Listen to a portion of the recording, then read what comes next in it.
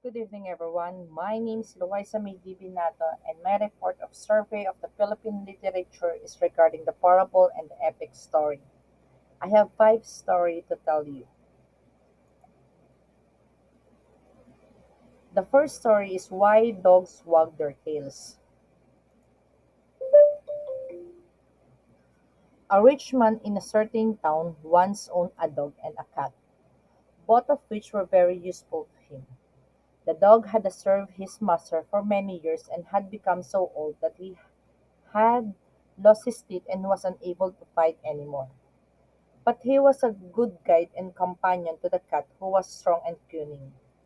The master had a daughter who was attending school at the convent some distance from home, and every often he sent the dog and the cat with a present to the girl. One day he called the faithful animals and bade them a magic ring to his daughter. "You are strong and brave," he said to the cat. "You may carry the ring, but you must be careful not to drop it."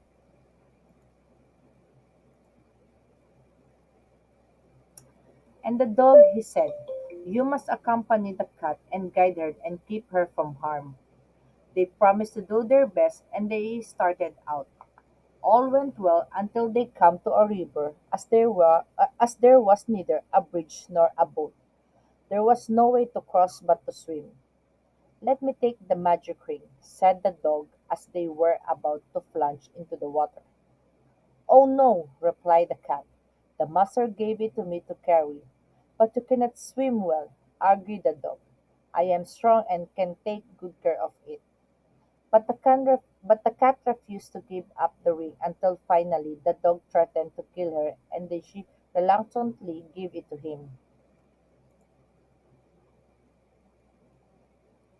The river was wide and the water so swift that they grew very tired, and just before they reached the opposite bank, the dog dropped the ring. They searched carefully but could not find it anywhere.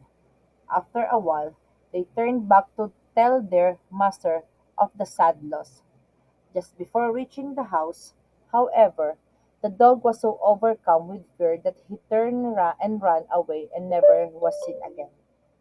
The cat went on alone, and when the master saw her coming, he called out to know why he had returned soon as what had become of her companion.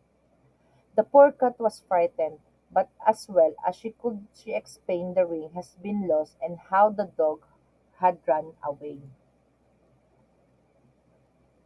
On hearing her story, the master was very angry, and commanded that all his people should search for the dog, and that it should be punished by having its tails cut off. He also ordered that all dogs in the world should join in search. And ever since when the dog meets another dog, he say, "Are you the old dog that lost the magic ring? If so, your tail must be cut off." Then immediately each show his teeth and wags his tail to prove that he is not the guilty one. Since then, Two Cat has been afraid of water and will not swim across a river that can avoid it. Second story is regarding to the favorite son. There was once an aged couple who longed very much for a child, as they were firm believers in the power of the cross. It was to the God that pray so solace in their old age. They wanted a child, if only one child, and they promised to cherish with all their hearts. Their prayers were answered, and the old woman bore a son. The son turned out to be handsome and talented, but very spoiled. Despite the couple's poverty, the boy was sent to school and given fine presents for every special day of the year. The couple loved the boy so much that they enjoyed little without him. They would not eat dinner before the boy arrived from school. But one night, the boy did not come from home school on time, and the couple became so hungry that they decided not to wait for the boy any longer. They ate with relish, unknowing that were finished, even the boy's share of the meal. They only realized how hungry they were when was nothing left on every plate at the small dining table. Paul pretended that I haven't cooked dinner yet. The old woman and her husband go upstairs and lie down to the bed as the old man did she was bidden. The boy come into the house. The old man the old woman faced the boy and said him to me, "Son, I'm afraid your father was sick. I wasn't able to cook dinner, but I am going to make you a fine meal right now." The boy was angry, and at this, he did not know what he sacrificed. He was so angry that took up the bolo from kitchen, went upstairs and stabbed the pillow of his father was supposed to be lying on. As it was dark, the boy did not see that his father was lying on the pillow. He was torn, but God made the pillow leak blood into him on his hand. Anyway, in the fear and remorse, the boy ran away from the house and never returned.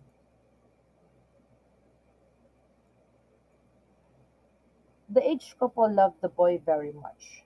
Even after he left, they prayed fervently for the boy for forgiving his anger, and for the boy to have good life nevertheless. As they prayed through the years, the boy learned much of the ways of the world. As he made his way through it alone, he became wise, respected, and rich.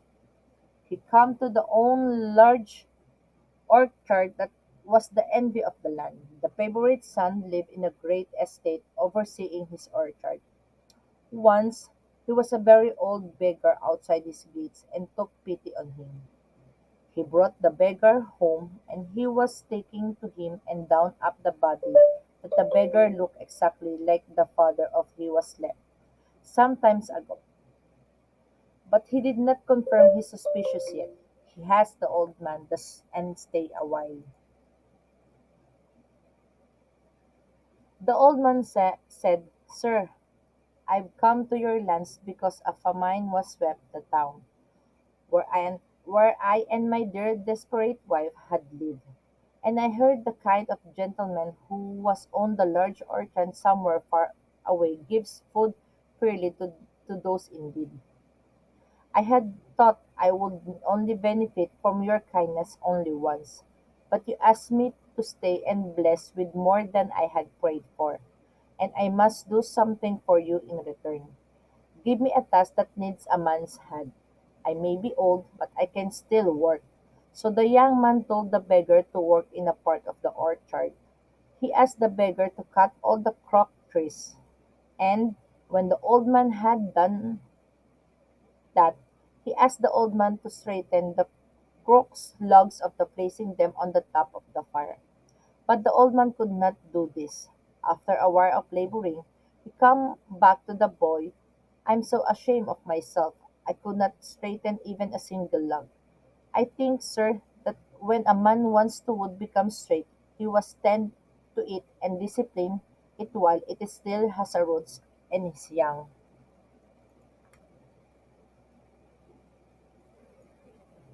It was then that the young man knew that was in fact talking of his old father. With tears in his eyes, and he embraced the old man and confessed that he had been spoiled and ruthless, that he wished the old man had taught him to respect and revere his parents so that the tragedy could have befallen them.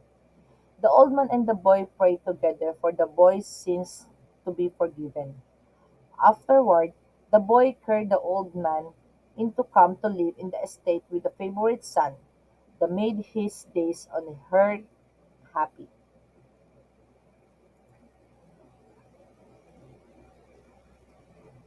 The third story of the Aliguyon of Ifugao.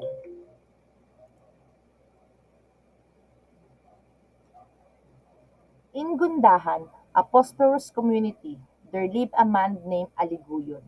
He was considered the handsomest, the bravest, the strongest, and the most industrious of all the tribe. After having lived as a bachelor for some time, his parents and married friends had advised to him to look for a wife, wearing the best G-string with a complete headgear, earrings, and necklace. And his ever present spur of ball of foliage to perfect witnesses he sent out in reach of his lady. During a harvest festival, he met Bugan, the most beautiful woman in all land. At first, both knew they were meant for each other, but they but but because they were shy, he did not move in love making. Instead, Aliguyon, after going home, sent a mediator to inform the girl present about the proposal and inquired the amount of bride price required. With the proposal accepted, Aliguyon was made to pay a bride price of one carabao and certain number of pigs.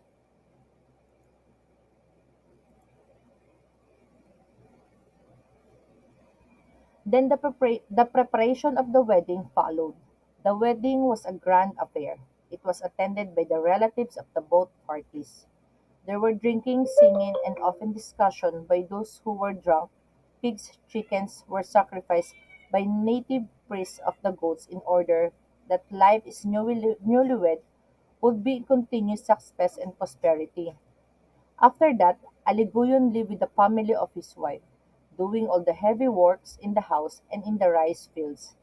This was the time Aliguyon proved to his in-laws that he is honest, patient, and above all industrious. After first 3 times of 5 months of following the badang, extensive preparation were made of uya-uy of 1 week of celebration, which was the gladness of the highest from the public feast given by the rich. The public announcer equipped with the gongs within the barriers to invite people from all walks of life. Large quantities of native rice wine were produced, 100 bundles of palay were pounded. Sufficiency, the last throughout the celebration, carabao, cows, pigs, chickens were the gathered, each punctuated by the prayers from the priest involving the aid of the gods. The fourth story is regarding to Ibalon, the story of Ibalon of Bicol.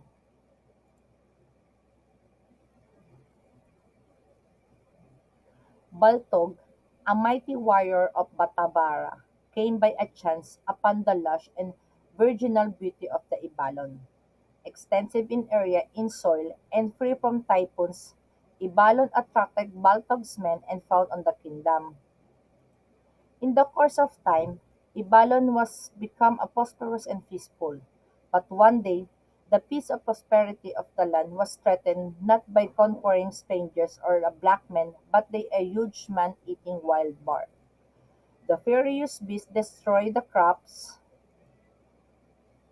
and killed the people on his path. Vast areas in the billion were reduced to waste the countless. People were either killed or named. Baltog found it dumbfounded as a surveyed the predation wrought on his kingdom.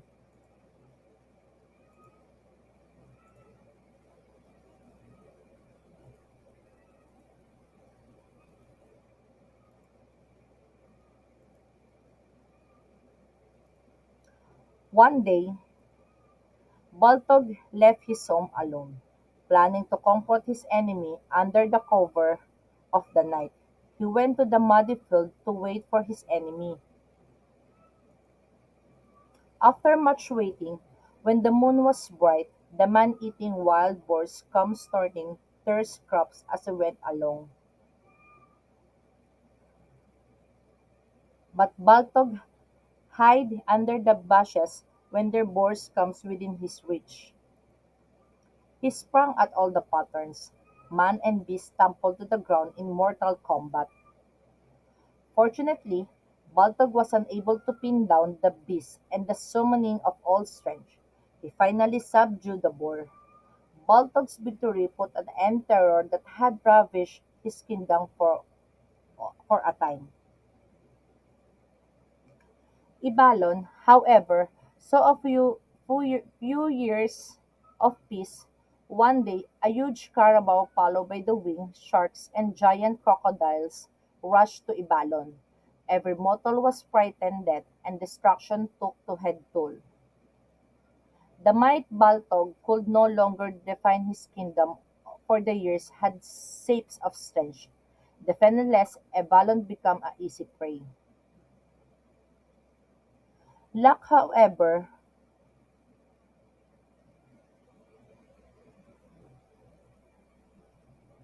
was still with Ibalon. One the tragic day, handing up the might warrior of the neighbor kingdom happened to pass by Ibalon, apprised of the plight of the people, Handoing come their rescue. Handoing is a brave of season, men threw themselves against their stamping on the wing wild enemies. For, un- for untold hours, Ibalon was immortal combat.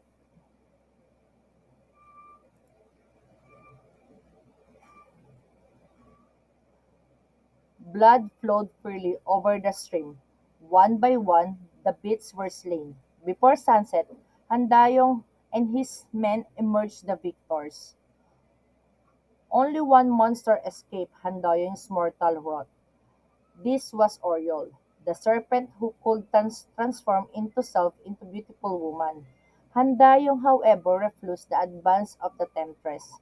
To save itself from extinction, Oriole struck alliance with Handayong through itself. The Salimawas, or evil spirit of mountains, were rooted out.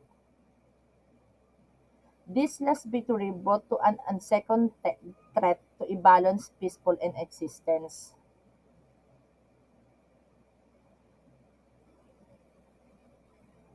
Luck again was with Ibalon Handawing and might tried of the warriors of Nape Bantong.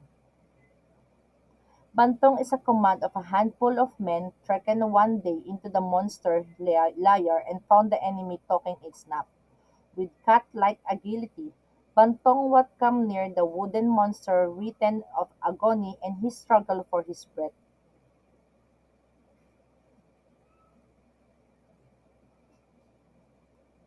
and he prayed mighty strong of the mortal bows of the monster's neck. The wooden monster written at agony and his struggle for breath. The earth shrouded of the crack and waters of the sea, heaven of the roll landwards. With the death threw the monster over these clouds, parting the Ibalon underwent great physical change. New islet began to do waters near to the peninsula. The Inarinan River changed in course, and a dark lake had replaced the mountains at Bato. Finally, a tall and perfect cone reached it heard to lord over the level ruins. This perfect cone is known as the Mayon volcano.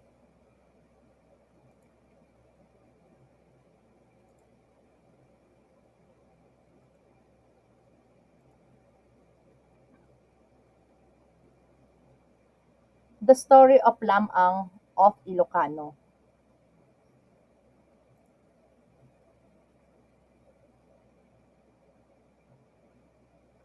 Lamang, the hero of the north, was the son of Don Juan Panganiban and the Namongan, a family of Sansan in the town of Nalbuan somewhere in the valley of Nagilian River in La Union.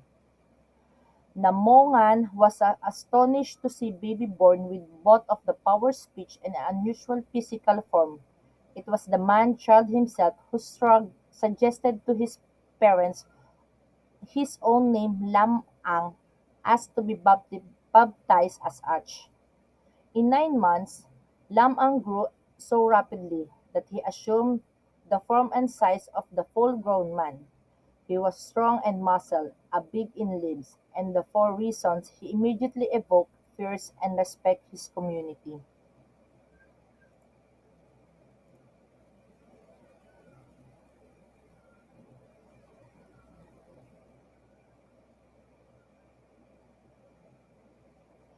Driven by a desire to his father, who before his birth had gone hunting into the Igorot's land, Lam-ang went to look for him, providing himself with the various magic stone and superwoman pets. He literally flew over the frightful heights on the Cordillera Mountains. Here he enjoyed a repast, slept and dreamed of what we would actually encountered in the Igorot land. The Igorot land, Lam-ang soon was his beheaded father. It was futile for Lam-ang to even try to revive him. Only one recourse was open to him: revenge. Lam-ang shot the Igorot braves and fought them with a consuming fury never before known. The Igorot warriors fought hand but were become of super physical power. One by one, the Igorot warriors fell dead. Only one succeeded in escaping from the mortal assault. This man was however reduced to physical deformity so as to convey his people Lam-ang completely revenge, and Lam-ang thereafter redirected his footsteps to his native town to give a verbal account of his adventures. He went to the streams where he has a minor encounter with a crocodile again with a successful.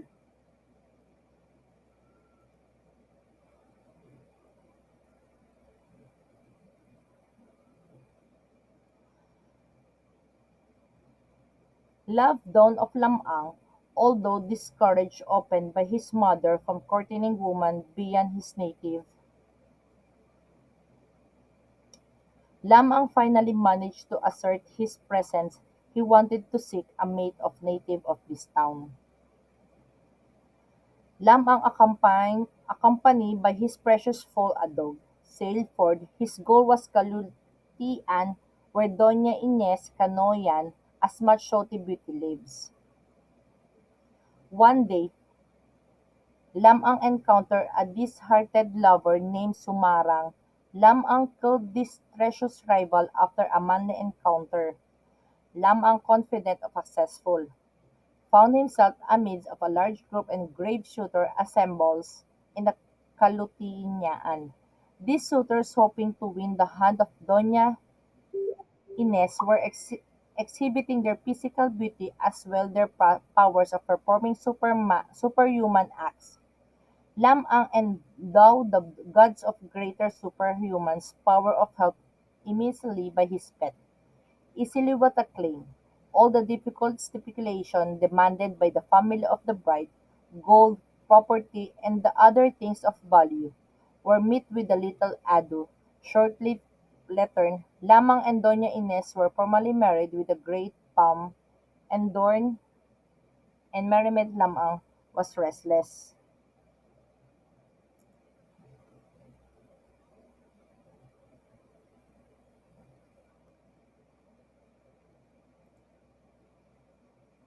It was the tradition in his adopted community to fish for the rarang, a rare native fish.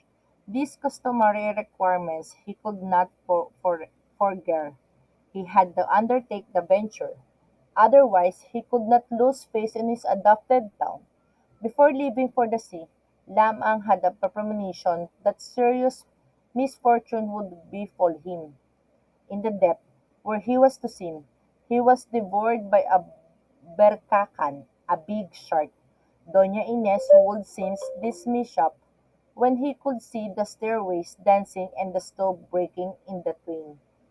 Lamang, despite his premonition, had to leave for a sea.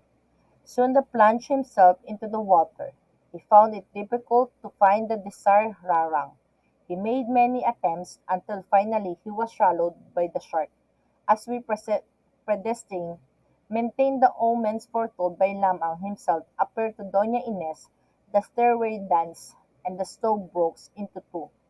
Realizing his great loss, he sorrowed deeply and wept profusely. Lamang pets, the rooster, the hen, and the dog, comforted Doña Ines and assured her that if Lamang's bones could be retrieved, they could be rescued.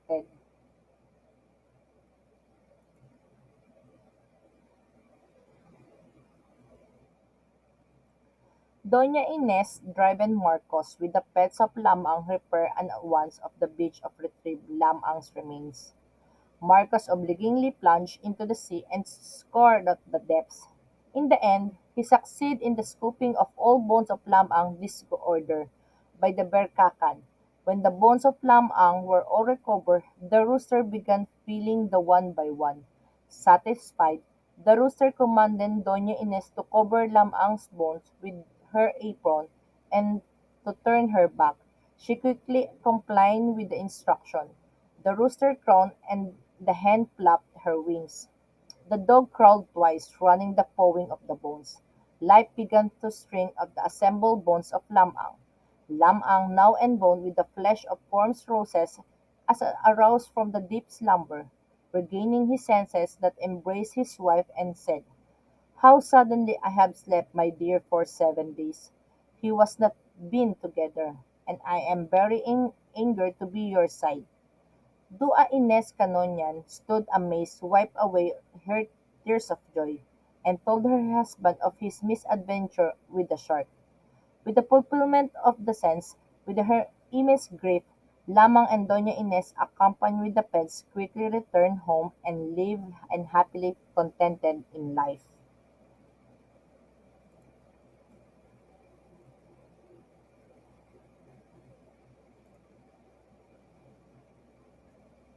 So these five stories of why dogs wag their tails, the favorite son, the story of Ibalon, the story of Aliguyon, and the story of Linam. The story of why dogs wag their tails and favorite son are an example of parable story. The parable is the succinct didactic story in force of the verse that illustrate one of more instructive lesson or principle. It differs from the fable of the fables employ animals, plants, inmates, objects, or forces of nature as a character, where a parables have human characters. Other stories like the story of Aliguyon of Ifugao, the story of Ibalon of Bicol, and the story of Lamang of Ilocano are example of epic story. An epic is an epic if it's a long story about hero that serve as an organizing point of culture, social identity. It might be used to describe any native media that has broad scope that speak to the human condition that is a large and the ambitious of the artistic goal. So that all the five story, a parable and epic story. Thank you for listening. God bless everyone.